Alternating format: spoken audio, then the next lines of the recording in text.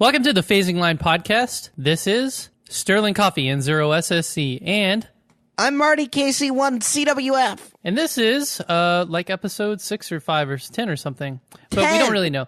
Like we say, we don't keep track of it because we have bonus episodes, we have this and that, and we don't actually know the number of it until we actually post it. So I don't. Because we're really bad at editing. Yeah. If this is your first time watching, listening, I guess, for not video. I am Marty, as I say, KC1CWF. I'm a 15-year-old in Boston, Massachusetts, here to share my love of ham radio with you here tonight with my co-host, Sterling and Zero SSC, a 25-something, 20-something, what do they call us? Millennial, currently gainfully employed as an electrical engineer in St. Louis, Missouri, also wanting to bring you some, us talking about ham radio, basically.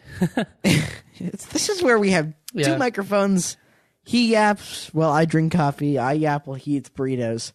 That's kind of what we do here. We try and do that every other week and have a little bit of fun doing that. And tonight, I think, is no exception. Jam-packed episode. But really, this is a Sterling episode.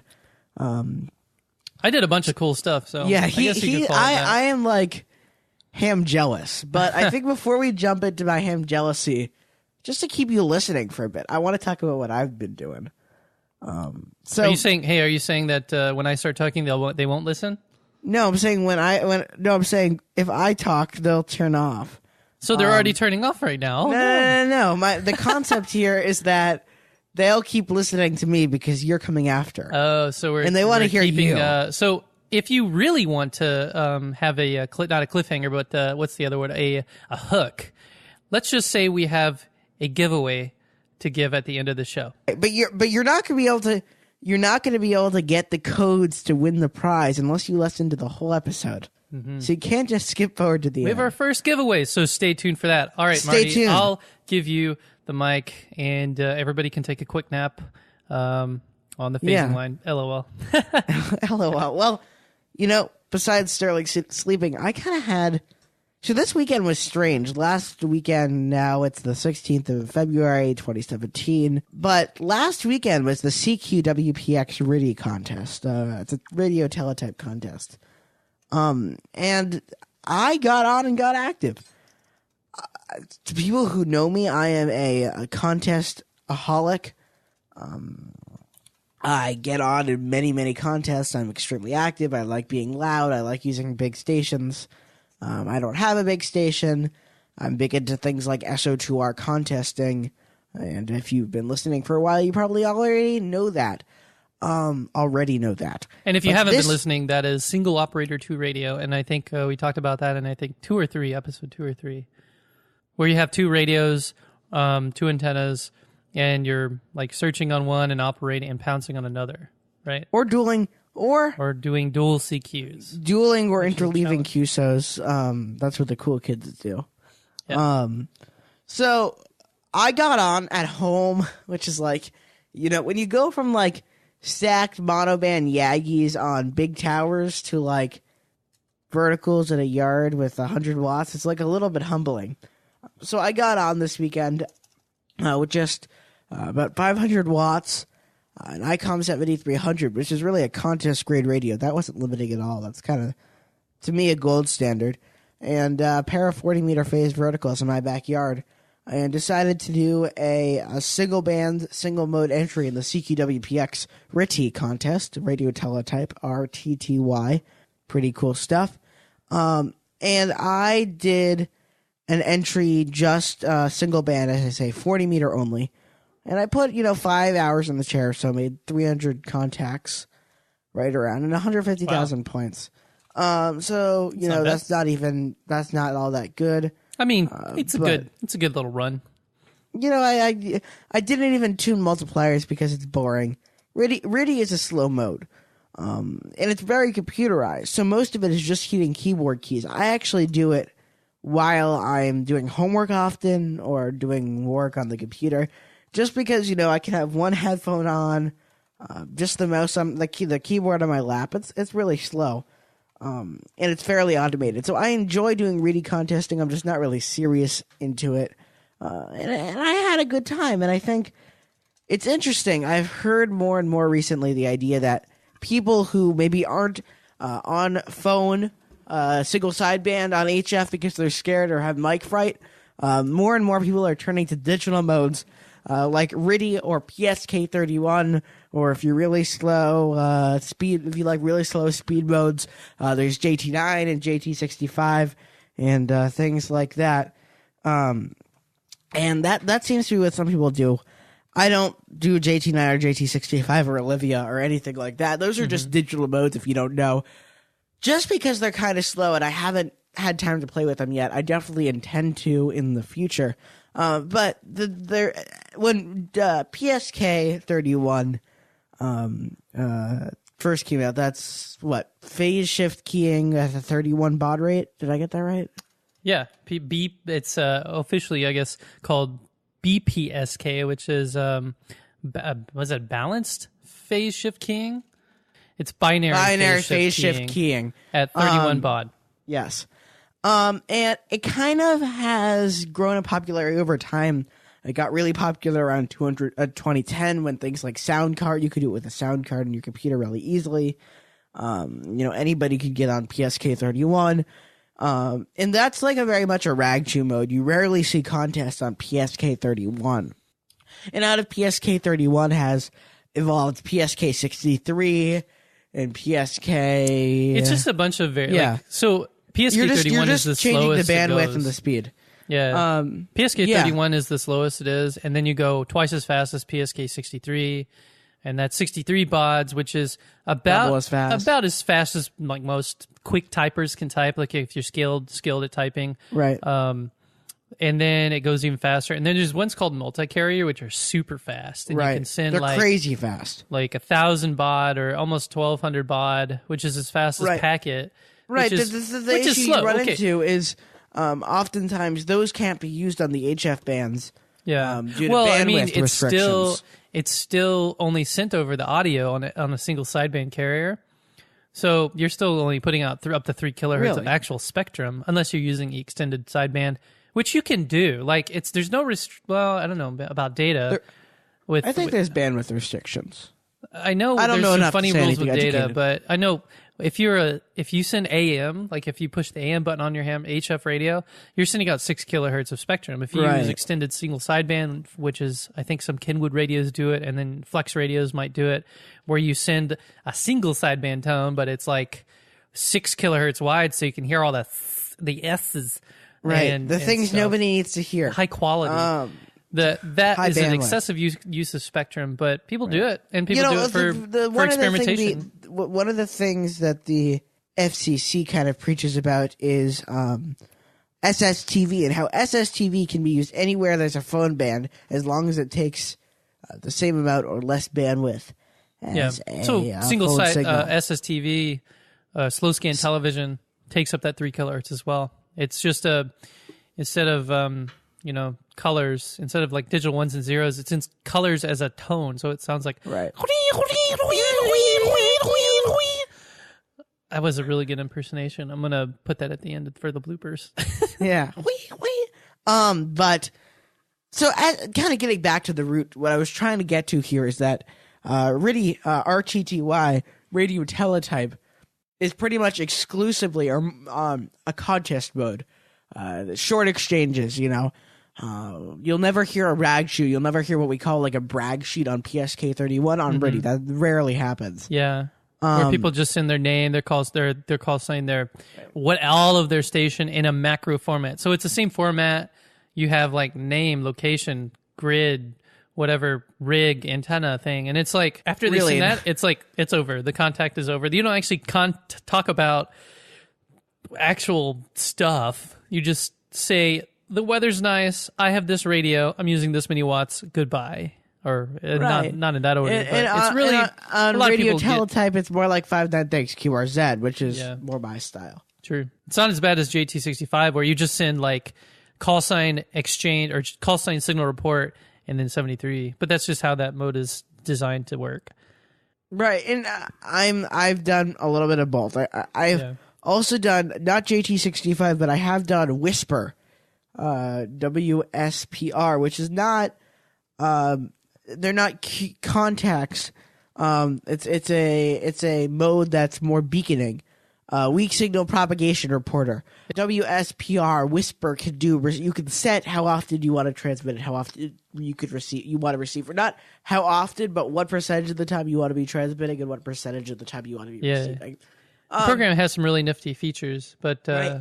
it's like using a really dim bulb, but a really, really, really narrow beam. So you can go a very long way, and like Great the power analogy. efficiency is really good. It's like a laser beam, basically. Because like a laser beam's only 5 milliwatts, like it's very, or even maybe less than a milliwatt, and a flashlight used to like light up like a regular, emergency flashlight you have in your Go kit, which everybody should do. IMCOM 101. That thing's like 12 watts. So if you can compress that 5 watts down to that really narrow signal, it'll go way further. So whisper can get through noise and can actually be decoded under the noise, so you can't even hear it many audibly. dB below the noise. The You won't be computer able to hear a decodes signal, it, but it'll be and there. then- yeah, so that's really cool, and it's only uses beacons. So if you go to like WhisperNet, WSPRNET.org, You can actually get a map there, which is really cool. You can see where your signal went.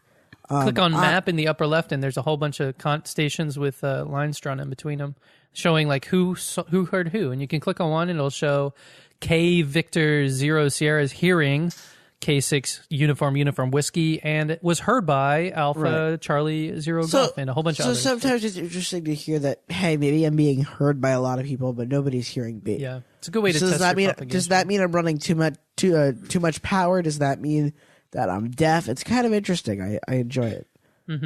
Sorry, I'm taking away from your limelight. So continue on about you're your doing thing. a great RTTY, job. RTTY is really interesting. I haven't ever really used RTTY except for contesting, and I hear occasionally people are, on RTTY is RTTY. more of a contest mode. They're some people use it to rag true, but why is it so well suited for contesting? Like, because when you're contesting with like PSK, it's adjacent signals really mess you up. But if you're Right. contesting with voice or CW, you don't have to really worry about the adjacent signals unless they're actually on top of you. So what makes RTTY like more contesting better for Right. contesting? So one of the things about RTTY when you compare it to PSK is the fact that you have a mark and a space, and they're separated. They're 170 hertz apart, and there's no error checking. There's no forward error correction. There's no ARQ. Nothing to kind of take up more bandwidth or create any issues. It's just simple. The fact that you keep those two tones apart and you're always alternating between those two tones, and you'll hear a RTTY signal. It'll sound like a speed. Actually, it's if you go to Reddit, every time there's a RTTY contest, it's deedle deedle deedle dee, or I like to say there's a SpongeBob episode where the Flying Dutchman and SpongeBob are like howling, like it's something about, I forget exactly the premise, but then Patrick goes leedle leedle leedle lee. Exactly. And I always think like the leedle. So it's funny. I'm on a RTTY mailing list, and all the people who are RTTY contesters often call themselves deedlers, or diddlers, just because just because they make that sound. There's a lot of talk. Some people run what's called high tones, so kind of your tones are high pitched or they're low pitched. High tones or low tones. Because you could use any two tones as long as they're 170 hertz apart. One makes up the mark and the other makes up the space. On most radios, basically that what it means is to send RTTY. If you're doing it via FSK, well, I'll take a step back. There's two ways to send RTTY: AFSK and FSK. We're kind of going down a little bit of a strange path here, but I'll stick with it. This isn't strange at all. I'm sure people are like interested in hearing. I mean, I am. I honestly am trying to answer the question, like, why is RTTY good at contesting, but like PSK or Olivia or Contestia. Contestia is contest in the name, but it's not good for contesting, right? Well, I mean, It's Olivia's slow as heck, and JT65 is slow as heck. Contesting is being fast and being efficient. Yeah. Which and Contestia is like kind of like Olivia, and it's a little bit faster, but it's still like super, super slow. Right. So when we talk about, I guess I'll just take this road here. I kind of hinted at what I was trying to get at a minute ago. When we talk about RTTY, there's kind of two ways to transmit RTTY. AFSK and FSK. So that's audio Frequency audio, shift key. I was Audio frequency shift key. I was trying to think what the F is. We'll cut that out. So there's two methods: audio AFSK and FSK. AFSK is audio frequency shift keying. So basically, you're just generating two audio tones 170 hertz apart. And the other one is FSK, frequency shift keying, where you're just shifting a carrier. And both have their advantages and disadvantages. I prefer using FSK as opposed to AFSK.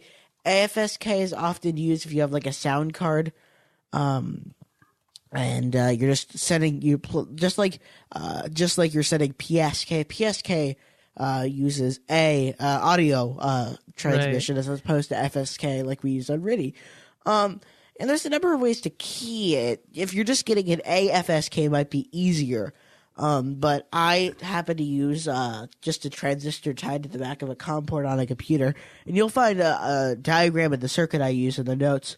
It's really simple to build. It can be built in 5 minutes to do that. And you can do it over USB, and some radios, like my ICOM 7300, can do it right over a USB cable into the back of the radio. But the issue you find with AFSK is you have to be very careful about how much audio you're driving into the radio. Because as people talk about with PSK31, you can have a quote-unquote dirty signal in which you'll have the other stations will have issues decoding it. On RTTY, your signal doesn't always show up wide like sometimes it will on PSK, but people will have trouble decoding it. You may not hear transmit IMD intermodulation distortion, but it'll be there, and it'll definitely have issue. You could definitely have issues that you won't know about. So if you're using AFSK and people aren't coming back to you and you know you're loud, sometimes poorly set audio levels can be a culprit. Yeah. It happens whenever you overdrive your transmitter. Basically, you put in too much audio, so your audio sounds like this, and you don't know it because you don't know how it sounds like, right? So there's a really good video K7AGE does, and I'll link it in the show notes, but it's called How to Adjust Transmitter Level for PSK31 Ham Radio. And it basically shows what a bad signal looks like and what a good signal looks like. That isn't just for PSK31, that's also for RTTY, for Contestia, for JT65, for anything that is AFSK, or anything that's basically audio from your computer into your radio. Now, that's not to say FSK is affected. Now, Marty, you'll explain what FSK is and how it differs from AFSK. So AFSK is basically, AFSK could be compared to MCW or modulated CW, which is a practice which is frowned upon. Yeah. Where instead of sending CW signals, like a carrier at 500 hertz to a radio, a 500 hertz carrier, excuse me, you're sending a 500 hertz audio tone. And that's not very pure. And that's in other words, you're literally putting your microphone up to your speaker that is sending Morse code, or you're going beep beep beep beep beep beep beep beep beep beep beep. If every time I wanted to send a contest, I'd say ba ba ba ba ba ba ba ba ba ba ba ba, which that would get tiring on your voice really quick, and then you would probably learn CW. If a computer did that with their voice, it's possible to sound quote unquote dirty, which is a bad thing. And the same thing can be said about AFSK, which can be dirty. That's not to say it doesn't work. Oftentimes it can work, but I prefer FSK because your transmitter is doing it by, I guess to put it into layman's terms, your transmitter is doing the hard work for you. And that takes out the worries of, there's no audio in the chain. You're just applying the FSK to the signal. And that can make things cleaner and generally takes away a lot of the risks. Now, there are a few issues when it comes with FSK. You need a way to generate it, oftentimes with a USB card out of a computer or a COM port. As I say, there'll be a link in the description. But in general, if you can, FSK is better. Because then you don't have to worry about the audio levels coming from your computer. Right. It's generated by the actual radio. So Bob's your uncle. What was that? What? I didn't hear you say.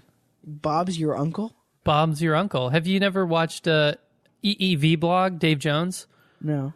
Oh man, one of these days you should watch EEV blog. It's if you're into electrical engineering, it's electrical engineering video blog, and it's Dave Jones, who's an Australian electrical engineer. He's I guess a freelance guy. He also runs a podcast called the Amp Hour, which is super good with I think it's Chris Gamble. I think his name is. But he's like always tearing stuff apart, always calling out people on their mistakes and flaws, like companies who build like crappy multimeters and electronics and this and that.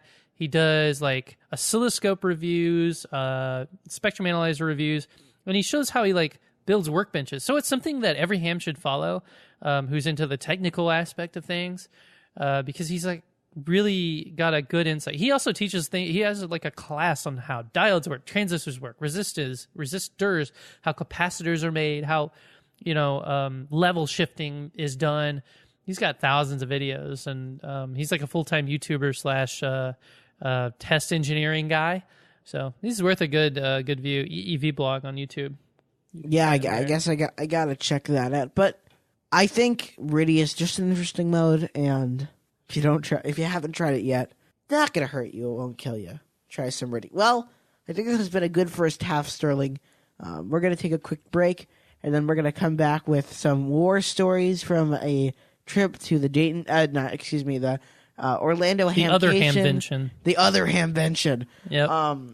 There'll be a prize giveaway, something to look forward to, and an update on W0EEE, which, as our listeners over the course of the last couple of weeks have followed, there was a fire at the Missouri S&T station at Rollo, and we're going to Rollo? Yeah, Rolla, Missouri. Rolla, Missouri. And we'll talk about that when we get back.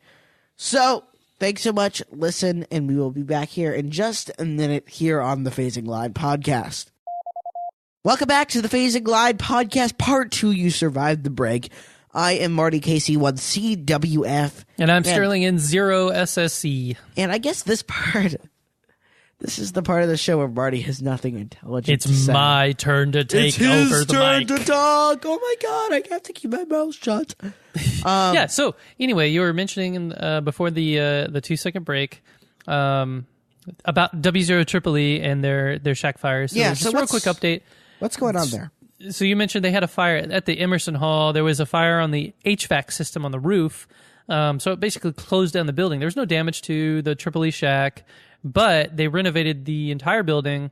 So they had to gut the shack, move everything out, and they had to replace the ceiling tiles and the floor tiles, or the carpet, and they replaced those with floor tiles today. So they just laid the tile, they painted the walls, and so within the next week or two, they're going to be laying out the new W0EEE 2.0 ham shack. So what do they have new plans? Yeah, I mean they're gonna kind of adjust things here. I don't know exactly if anybody's working on a floor plan or anything, but it's tile flooring, so it's a little more slidey, I guess. It's a lot easier to move things around. The only hard thing to move is the console, the actual like cabinetry that they put in for the console where the radios and computers actually sit.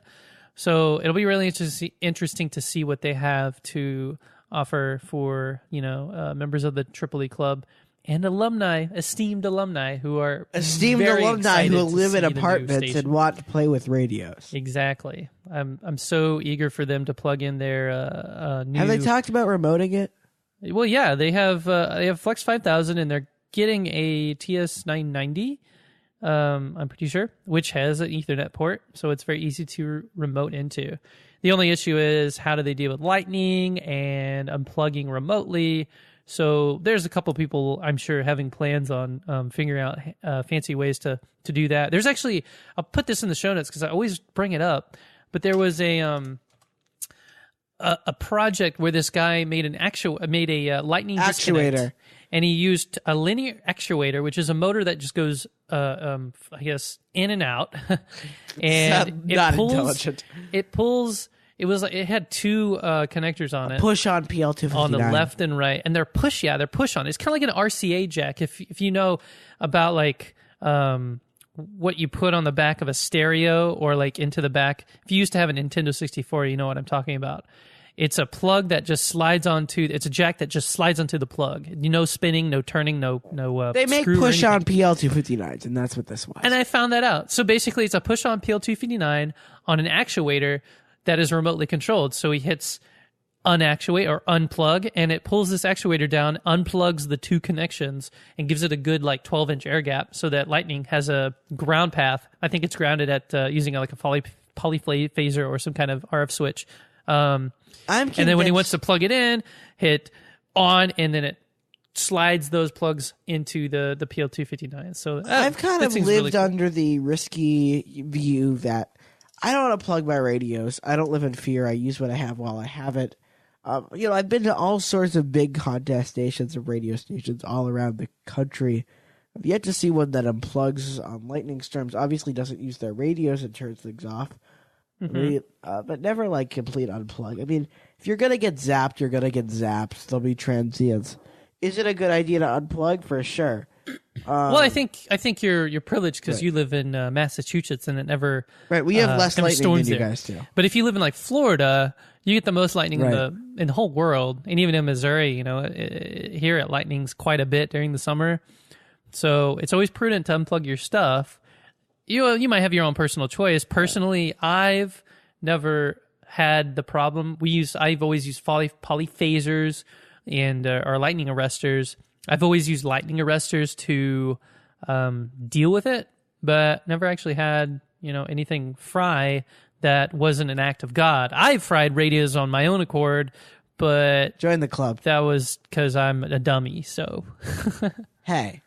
You're not a dummy, but you do get to travel around the world, the country. And you just came back from the warm weather to the cold weather, and you were in the Orlando Hamcation. Enlighten us about your... Yep, I went to Hamcation. It was really good and really warm. I brought literally shorts, and I was very confused, but actually I'm not too confused because Missouri is really warm. Today was 65 degrees. Tomorrow's going to be 75 or 70 something. I'm just confused. But at the time I went to Orlando, it was pretty cold, pretty chilly, pretty normal for February. And then I opened up the door, or they opened up the door on the plane to Orlando. It's like suddenly 75 degrees. I'm like, wait, where am I? It was crazy. So yeah, I went to Hamcation. You go in the ocean? No, it's Orlando, so it's in the middle. Oh, it's landlocked, right. There's Disney World and Universal, but I didn't go to any of those either. So me and Andrew Boots, AA0RN from Tripoli, from the Ham Radio Club. I think he's I don't know if he's a president, vice president, or a secretary, but he's probably one of the most active contest-savvy ham radio operators. So I think he's a general or an extra. I forget. I'm the worst person.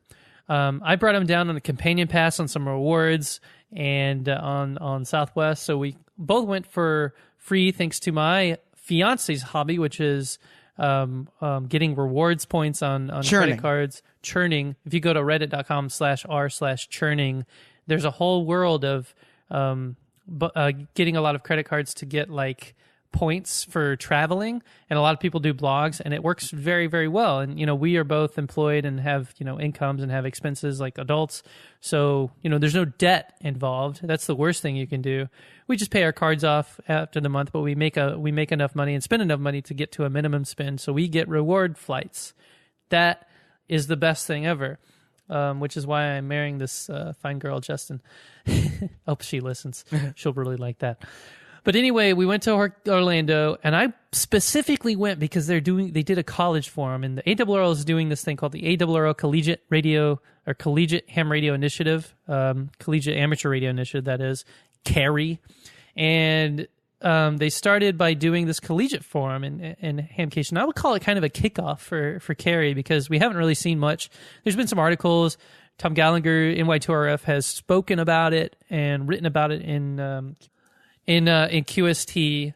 So I wanted to go to see what that was all about, and I did, and it was really, really cool. First of all, Hamcation is pretty big, and it's not as big as Hamvention, but apparently it's the second biggest ham fest in in the U.S. And I think Friedrichshafen is the second biggest in the In world. the world, So this would put being it the first. likely at third in the world or something. I don't know. Maybe I'm making up some facts, but it was really cool to see everybody. So it's interesting because if you want to hear this, people, when we talk about biggest Hamfest in the world, there's some conspiracy, I guess you could say, because there's a big Hamfest in Japan. I forget what it's called. And the thing there is that they count attendance by the day, not by the weekend, like Dayton does. So they're like the second biggest, and Friedrichshafen is the biggest in Europe. But yeah, and I'm going to go to that eventually. But this was my first time going to Hamcation, and it was just really cool. So I did the college forum, and I recorded and live streamed that. And there will be a link to that. We talked about what colleges do to get on the air, how to revitalize your colleges. Because here in St. Louis, there's like 4 colleges, all with ham radio stations: SLU and UMSL, University of Missouri St. Louis, Washington University St. Louis, and maybe there's only 3 that I can think of right now. Maybe I'm thinking also of Mizzou, Missouri State University, or University of Missouri in Columbia, Missouri, which isn't St. Louis, obviously, but it's the state school of Missouri.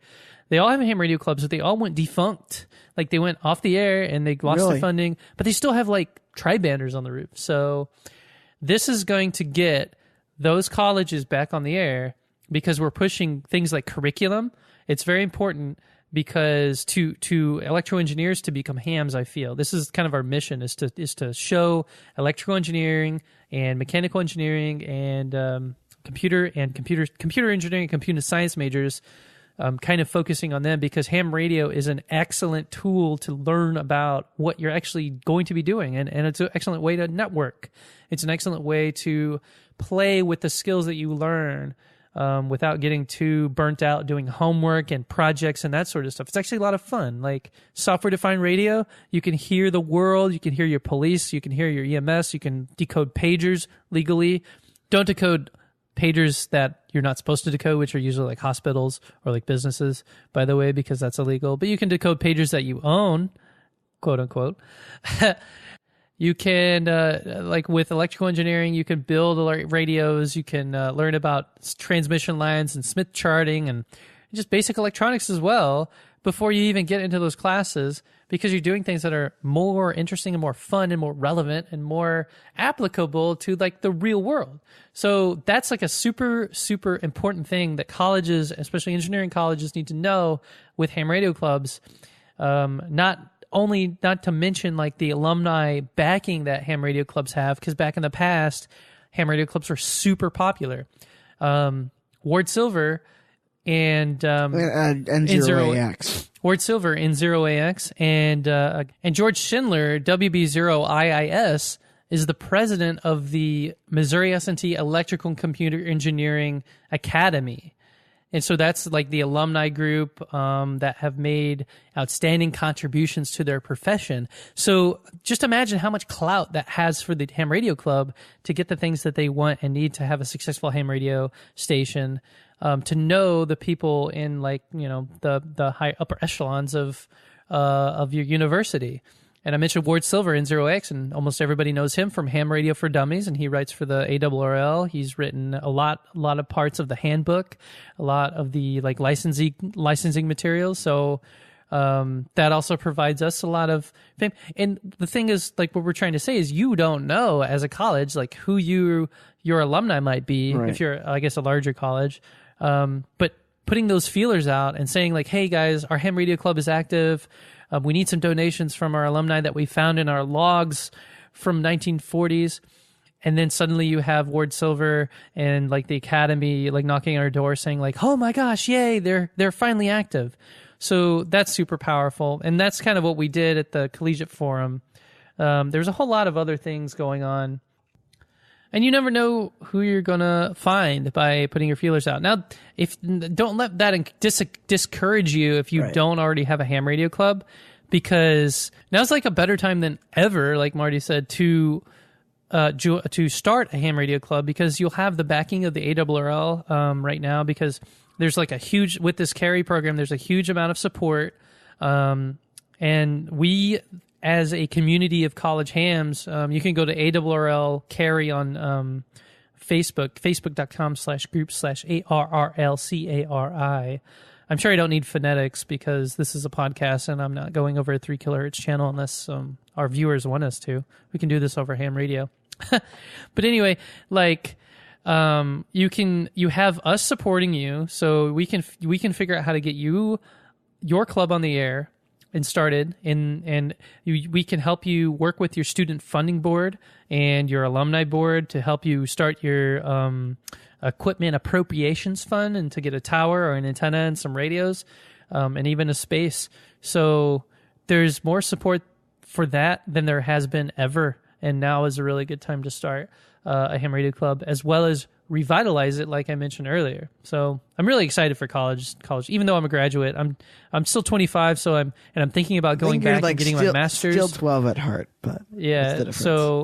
So don't think like, oh, you're already graduated, so you can't do this college thing. Well, you see, like Tom Gallagher is also graduated, and he showed his face at the Collegiate Forum with his Penn State sweater. Is it Penn State or is it Penn? They're very different. They're two different things. Yeah, I'm really bad at. It's like the difference between going to like a community college and like a state school.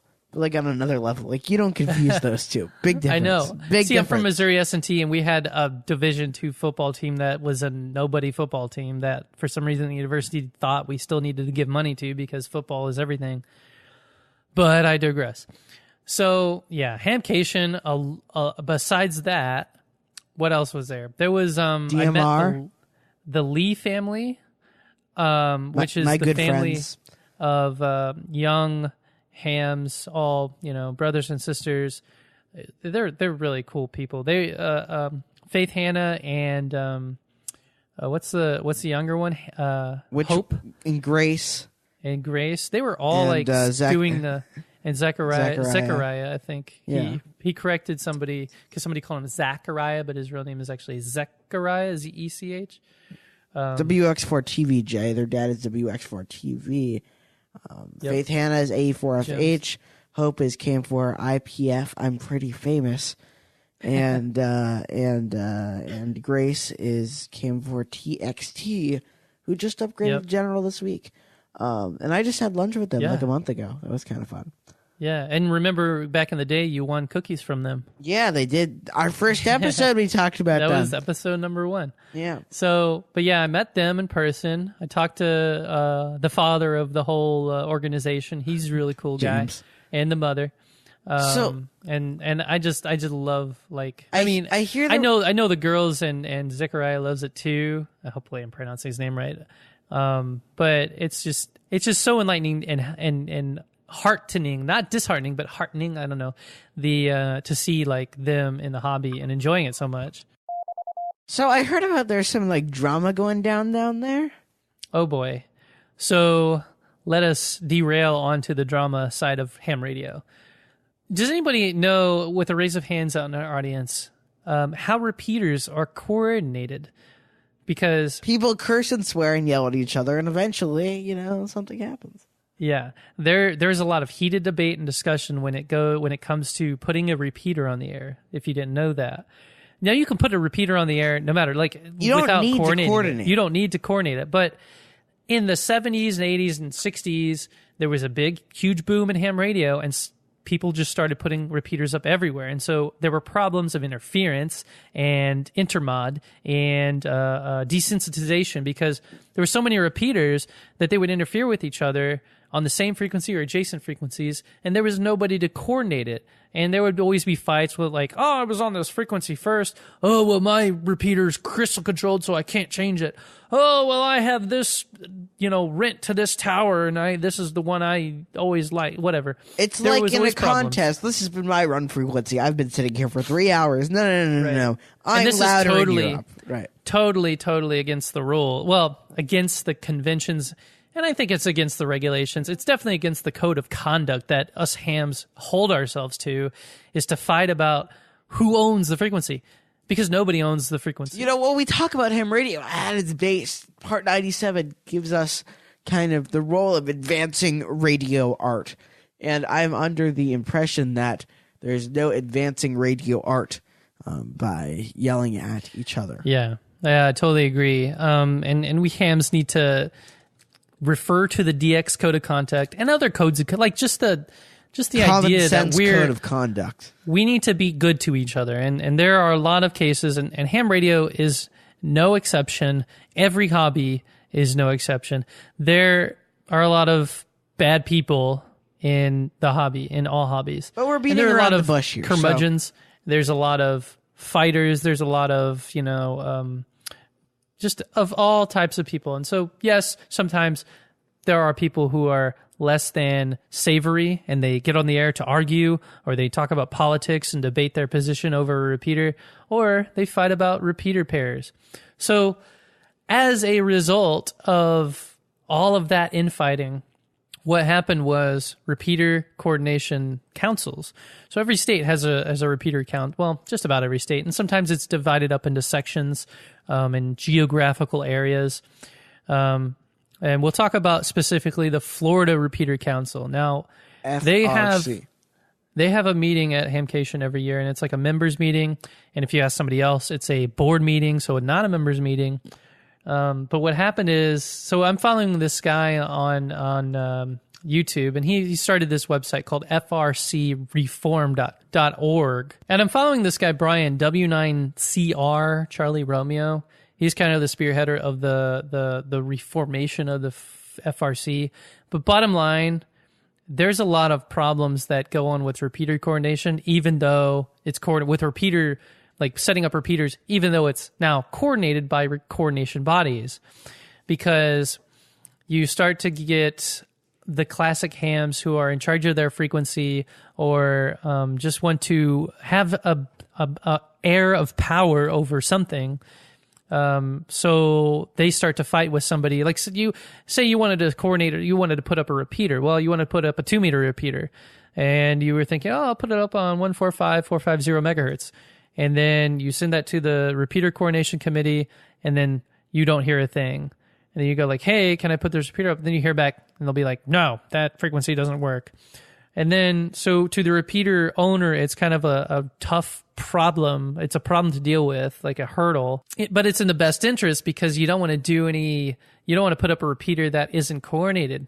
Well, if you go back to like being good to each other, we need to, like, as hams, be flexible, be lenient, and not get all mad when our specific frequency isn't available.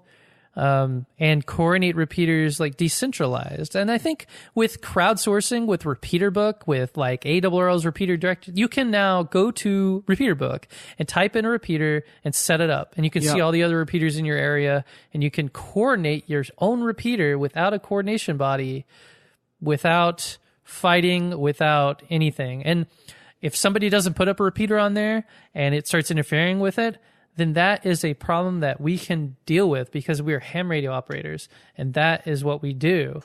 It's a part of radio, is interference. And mitigating interference, especially if it's like part 15, like if you have a ham radio station that's interfering with your neighbor's TV, you're not going to say, well, that sucks because your TV's part 15, and it's okay because it's supposed to receive and be susceptible to that interference. So I don't have... That's not the ham spirit. You're going to go to your neighbor and say... spirit.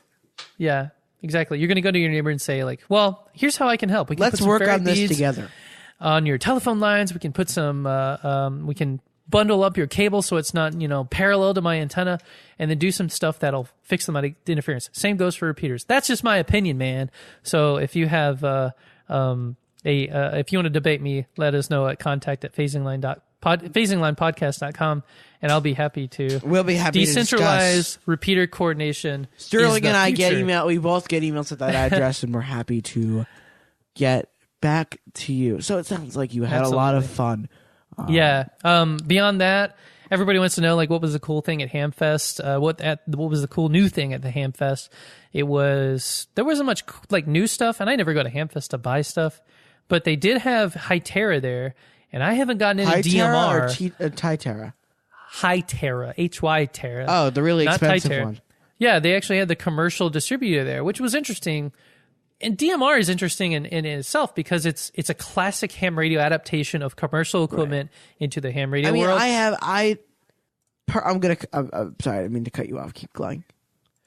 it's a perfect adaptation of commercial equipment into the ham radio world. But to see a commercial distributor, Hytera, at a ham fest like that says something. It says like they're interested in the market.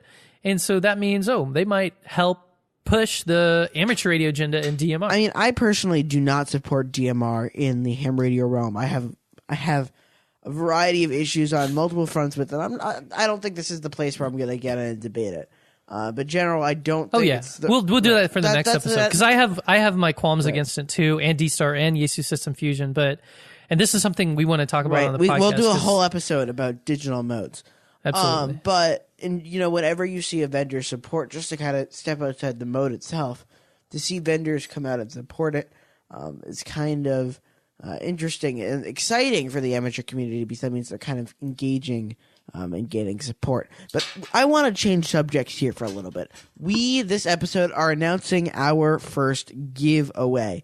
And what we're giving away is a $25 ARRL prize certificate, which you can use to buy anything at the ARRL online store. I got that correct? Yeah. Okay. Use this gift certificate for ordering ARRL publications. I don't think you can get I'm not sure on this, but I don't think you can get shirt or a membership.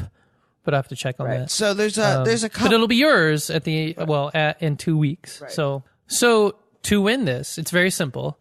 I actually won this first. I won it at the youth forum at Orlando Hamcation, where young people like Thomas N1 SPY and Chris KD8 YVJ, or is it KD8 YVJ? Who won the Hero Percy Maxim Award, as well as the Lee family, and I think one other kid. All of them were on the age of like 15. They presented their Dayton Hamvention talks as a dry one sort of thing. And so Carol Perry, WB2 MGP, she was the moderator of the forum. She always gives out stuff to these crowds. So it was a raffle, and I ended up winning this prize certificate. And I was like, well, I have a job, I have a podcast. I don't need it. And I want to ham it forward. And so I thought for a while, I'll post it on r/ham it forward, which is basically people giving away free stuff, free ham radio stuff, usually like books and, sometimes radios. And I want to say, hey, anybody under the age of 25, you can win this prize certificate if you're listening. And if you're not under the age of 25, go to patreon.com and become a supporter. I think that's fair. Do you think, Marty? Yeah, I think that's fair. If you're fair. under 25 years old or you're a Patreon supporter, and I think if you're this both, is a good then reason to we become a should mention Patreon supporter. You could end up doing better than a monthly donation to Patreon, which, by the way, we really appreciate. Thank you so much. Yeah. We have donators. 5 patrons, and we have one $15 patron supporter, Rob Carpenter, and we thank you so much, Rob. So above a certain level, we've agreed to publicize the names of our listeners. So this is the time we're going to do that. But I'm really excited for this. I think this is a chance to engage with you, you listening on your commute, you shoveling snow, and if you support us, we'll have more chances to give out giveaways as well as break even our costs. We actually cut our costs on like Libsyn and a few other things so that we didn't spend so much money per year. Just so we're not losing as much money. Yeah. So, but that we're actually going to be killing the quality from 128 kilobits per second down to 64, but it still sounds mostly the same. I know some audiophiles will have a freak out, but if you want that high quality, let's see a little bit of Patreon love, and then maybe we'll think about it. We'll bump up to the next step on Libsyn. I mean, we could go free, but then that involves so much more work, like using WordPress or something. There's a lot more work in it if you don't use like Libsyn or Blueberry or a podcast syndicator, which just takes your podcast and then poops it out all over the internet. So anyway, if you're under 25 years old or you're a Patreon supporter, email contact@phasinglinepodcast.com with your name, and if you have one, a call sign, and your age and your birth date, your date and of your birth. and your date of birth, something to prove that you're under 25 years old would be perfectly fine. You don't have to send like your passport or your birth certificate. Although credit card numbers, social security numbers, all those things are always deeply appreciated. That is not true. Don't listen to Marty. But we'll use random.org to pick, I think random.org or .com to pick the winner on March 2nd. And we'll announce the winner right on here that on the episode. phasing line. Yeah. And I think we might even, I don't know if we'll have to do it live or something, but by March 2nd, either through Twitter or Facebook, actually on all our vid venues, Twitter, Facebook, and the phasinglinepodcast.com website, we'll announce the winner. And at the episode immediately following that, we'll mention it. Yeah. So maybe we'll even have you on to our, congratulate you.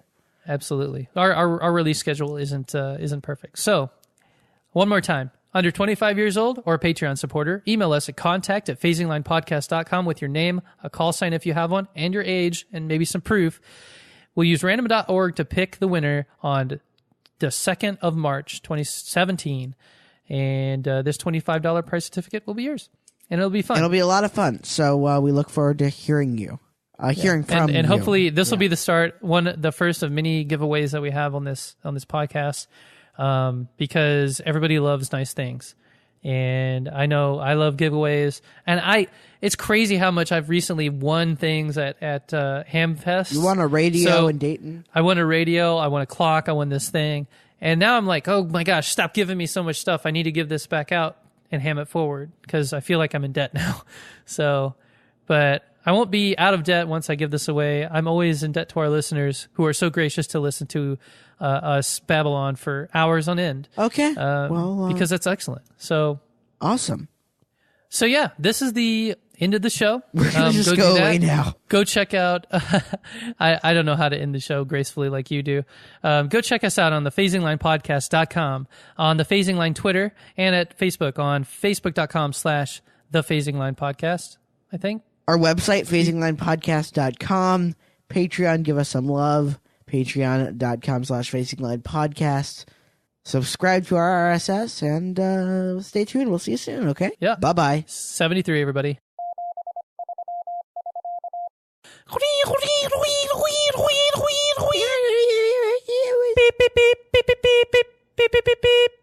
ba ba ba ba ba ba ba ba ba ba ba ba. Deedle.